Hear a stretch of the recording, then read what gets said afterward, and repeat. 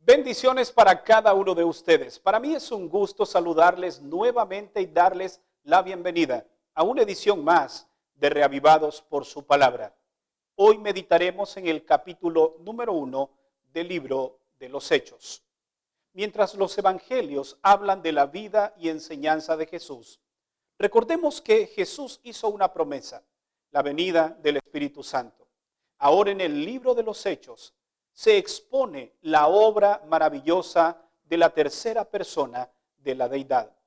El escritor en este capítulo plasma experiencias maravillosas que se dan a través de la influencia maravillosa de ese poder llamado Espíritu Santo. Hoy abrimos un nuevo libro y así una nueva aventura a través de la Biblia. Veamos cuáles son las lecciones que nos deja el mensaje de este día. Notemos lo que registran los versículos 1 al 3. En el primer libro, Teófilo, escribí de todo lo que Jesús hizo y enseñó, hasta el día en que fue llevado al cielo, después de dar instrucciones por medio del Espíritu Santo a los apóstoles que había elegido. Después de haber padecido, se presentó a ellos con muchas pruebas convincentes de que estaba vivo. Se les apareció durante 40 días y les habló del reino de Dios. El libro de los Hechos fue escrito por Lucas y desde el principio él habla del primer libro. Evidentemente está hablando del libro que lleva su mismo nombre. Allí expuso la vida y enseñanza de Jesús y ahora comienza a hablar de esa obra maravillosa del Espíritu Santo.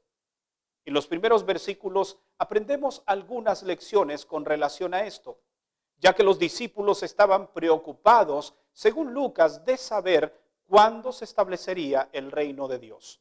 Pero la respuesta es contundente. No deben ustedes preocuparse de los tiempos. No es esa la verdadera preocupación. Veamos al menos 3 lecciones que aprendemos en el inicio de este libro. La primera, no debemos preocuparnos de el cuándo, sino de el cómo regresará Jesús. Y sobre todo, si nosotros estamos preparados para ese acontecimiento.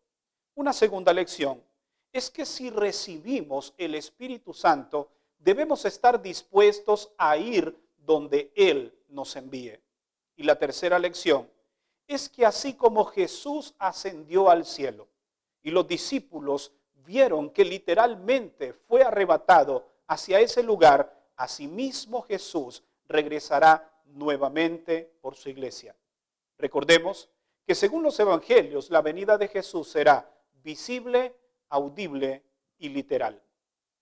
Recordemos también que los evangelios nos relataron con relación a la caída de uno de los discípulos de Jesús, hablando acerca de Judas. Llega el momento en que habían de reemplazar a Judas en aquel entonces. Notemos lo que registran los versos 15 al 17 y el verso 21 y 22. En esos días Pedro se levantó entre los hermanos, unos 120, y dijo: Hermanos, era necesario que se cumpliera la escritura en la que el Espíritu Santo había predicho por la boca de David acerca de Judas, que guió a los que prendieron a Jesús. Judas era contado entre nosotros y tenía parte en este ministerio. Y fue notorio que todos los habitantes de Jerusalén, de manera que ese campo se llamaba de su propia lengua Aceldama, que significa campo de sangre, haciendo referencia al lugar donde Judas se ahorcó comprando aquella propiedad con las monedas que había recibido al negar o a vender a Jesús. Ahora notemos lo que registra el verso 21 y 22. Es necesario, pues, que de los hombres que nos acompañaron todo el tiempo que el Señor Jesús anduvo entre nosotros, empezando desde el bautismo de Juan hasta el día en que fue llevado al cielo, uno de ellos sea testigo con nosotros de su resurrección. Llegaba el momento entonces de que alguien ocupara el lugar que Judas había dejado. La experiencia de la elección de un nuevo discípulo nos deja al menos 3 lecciones. La primera de ellas es que si tú y yo no cumplimos la parte del ministerio al cual Dios nos ha enviado, otro sí lo hará. Otro ocupará nuestro lugar. Por lo tanto, es un privilegio que nosotros hagamos la obra que el Señor nos ha encomendado hacer. Una segunda lección es que con nosotros, sin nosotros o a pesar de nosotros, la obra de Dios continúa. Esta no se detiene. Todos somos importantes en la obra de Dios, pero ninguno es indispensable. Y este era el problema de Judas, ya lo estudiamos en capítulos anteriores, que se creía grande y que sin él la iglesia no podía avanzar. Y una tercera lección es que para hablar de Jesús es necesario primero hablar con Jesús. El hombre que habían de elegir era un hombre que había estado cerca de ellos, del ministerio de Jesús, y que había sido también testigo de la resurrección. Es así como eligen entonces al otro discípulo que ocuparía el lugar de Judas. Para finalizar, quiero hacer mención de uno de los versículos icónicos de este capítulo 1. Y es el versículo 8. El Señor impulsa a sus discípulos a llevar el evangelio. Y este no se detendría. El Espíritu de Dios habría preparado el camino para que el evangelio continuara sin detenerse y que muchas personas conocieran del amor de Cristo. Por ejemplo, hablamos de un gobierno relativamente estable en aquel entonces.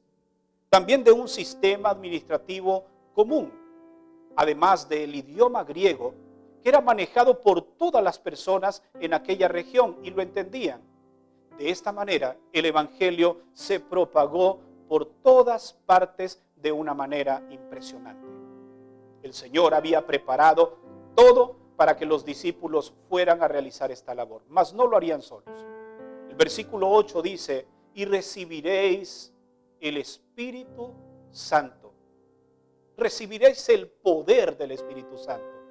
Y me seréis testigos en toda Judea, en Jerusalén, en Samaria y en todos los rincones. Sabes que la palabra poder que aparece en el versículo 8 proviene del griego dunamin, de donde se deriva la palabra dinamita. Tú y yo en las manos de Dios, llenos del Espíritu Santo, podemos ser una dinamita para el reino de las tinieblas y de esa manera poder destruirlo. Hoy el Señor quiere derramar ese poder descomunal sobre tu vida, de tal manera que te capacite para llevar este evangelio a todos los rincones del mundo. Pero comencemos por los de casa. Comencemos por nuestros vecinos, nuestros compañeros de trabajo, nuestros compañeros de estudio. Pero recuerda, nada podemos hacer sin la presencia del Espíritu Santo. ¿Te gustaría hoy recibirlo? Si es así, entonces te invito a que inclines tu rostro. Vamos a orar.